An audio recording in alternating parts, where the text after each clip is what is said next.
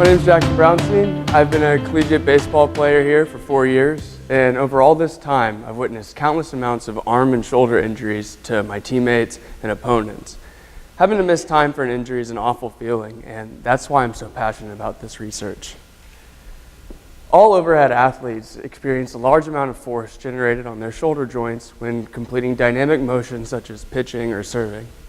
However, none are as quite repetitive and demanding as baseball, as sometimes pitchers will throw up to 100 pitches in a game.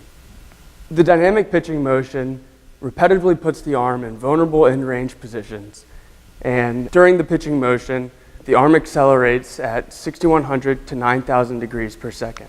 The compressive force that the shoulder must generate so that the arm does not fly out of socket during this time exceeds 800 newtons. To put that into perspective, that's like a 180-pound person hanging from a bar with one arm. Now imagine a pitcher doing that over and over and over again. 36 collegiate baseball players, softball players, and volleyball players all volunteered, and I was able to measure glenohumeral internal and external range of motion using a digital inclinometer.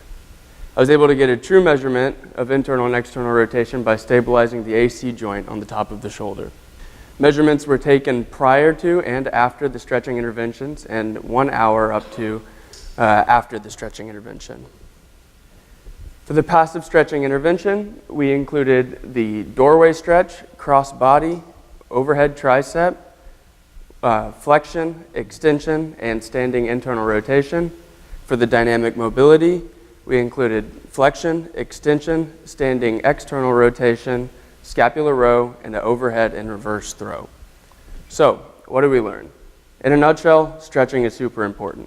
For both stretching interventions, we saw increases by up to 20 degrees of range of motion in the dominant arm of all of the athletes.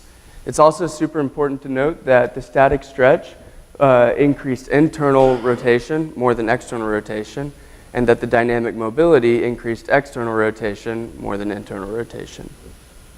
So coaches, and athletes and parents trying to get involved, it's always super important to remember that stretching your child, stretching your athletes is super important in terms of decreasing injury risk. In fact, the key to remaining injury-free lies within improving shoulder range of motion.